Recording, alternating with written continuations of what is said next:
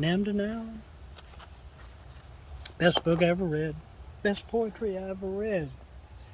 Guy's a genius. Reeling in the years. How long and how many times will this jarhead find myself in the old flathead, stirring up the dirt roads of my mind? I was deflecting memories with music, and Steely Dan struck a chord. I spun around some sandy roads in my 1953 Ford. I love that old truck. I kept one foot up on the dash. Gas was cheap enough, but I seldom had much cash.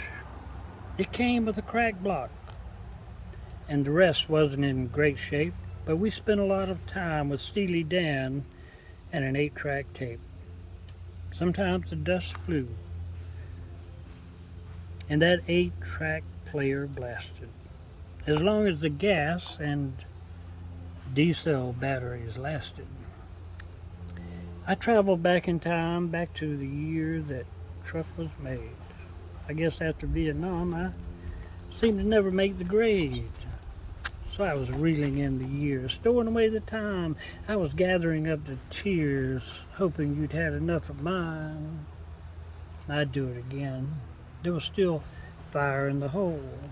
Hey, 19. I was never 19, but I knew the Queen of Soul. It's a common occurrence driving on the interstate that I find my mind with too much to contemplate. I'm between Elsie Stud and the rock pile on that dirt road, looking for Charles, Mr. Charles, and waiting for a mind to explode. And so I drift to Steely Dan.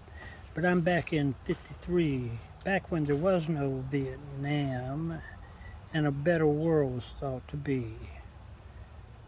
Yeah, I wrote that back in August 26, 2017.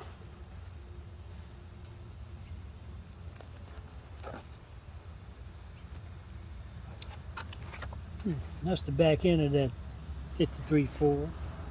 That's that 53.4, my goodness. Yeah.